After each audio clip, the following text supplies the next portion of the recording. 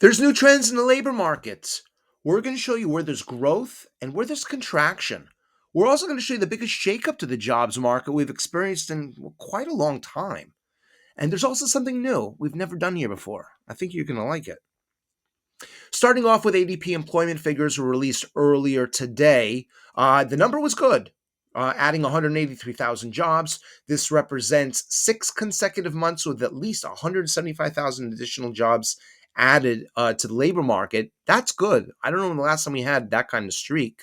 Taking a look at the different subsectors reported within ADP, we're going to point out some of the winners and losers and why that's happening. Starting out, construction, that's in blue. That was quite strong, but lately it's starting to give up some ground. We can see here, this is the monthly change, adding only 3,000 jobs for the month of January. That's the lowest low we've seen in quite a while. We can also consider education and health. That's in white. That was quite strong, and now it really can't wait to get down even further. It is trending lower to be sure. The monthly change, only 20,000 jobs added to the sector. This also represents the lowest low we've seen in several years. We have information. Now, this includes payroll, human resources, tax services. This is most directly related to new jobs. And we can see in yellow, that was very weak indeed, but it's actually improving at a very fast clip. The monthly change, up 18,000 jobs. This is the best number we've seen in a long time. There's got to be a reason why this is happening. Also, hospitality and leisure. This is travel. That's in red. Adding 54,000 jobs, that's an improvement from last month, and it looks like it's heading in the right direction. Certainly, this is reason to hope, and we think we have a reason why. Now, of course, there's weakness in manufacturing. We've spoken about this for a long time now. Manufacturing, we can see, is in purple. It is now the weakest on a year-over-year basis. Manufacturing lost 13,000 jobs over the past month.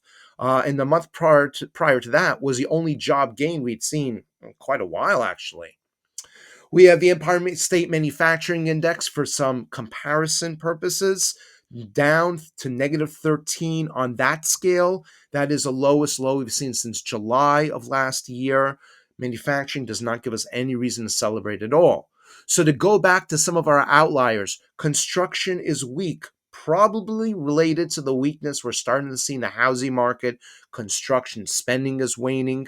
We have education and health. That's also declining.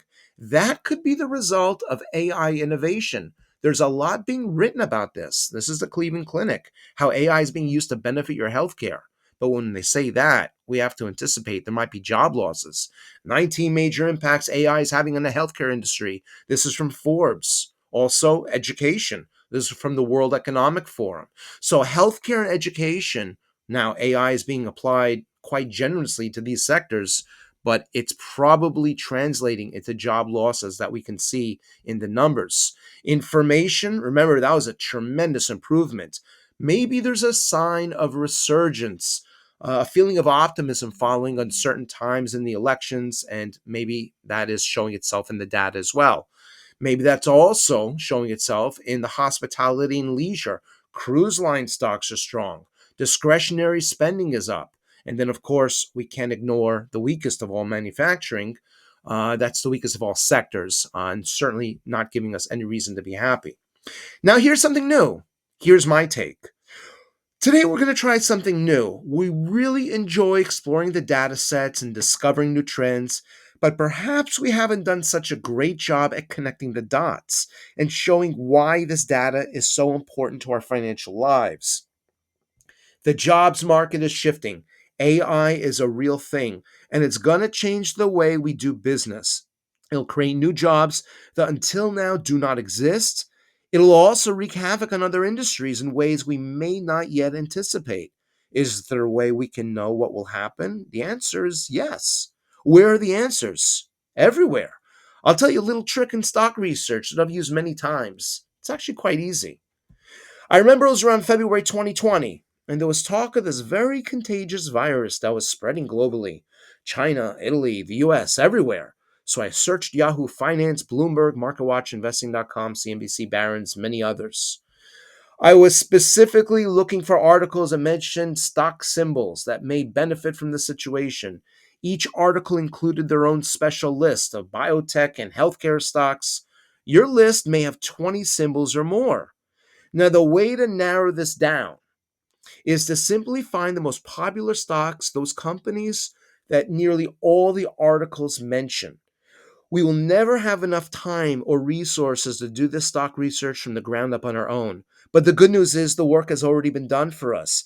Countless analysts, research teams, investment firms struggle to stay competitive by staying at the cutting edge of information. This is helped by countless journalists rushing to press in the hopes of getting our clicks and views. So the answers are out there. It's just a matter of sampling the data. We mention all this because we're now looking at possible new trends emerging in the labor market as a result of innovations in AI. Armed with the right research, we can make the best decisions for ourselves. Is my career safe? Maybe it's just a matter of some additional self education so we can stay competitive in the businesses we worked in for so many years. After all, the CEO of NVIDIA said that AI is not going to take our job. Our job will be taken by somebody that is now using AI. We'd love to hear what you think, not only about this particular series, but also our new attempt at trying to connect the dots, my take. And please let us know in the comments if you love it, if you hate it, if it's gibberish, or if you really enjoy it. And we look forward to seeing you back soon.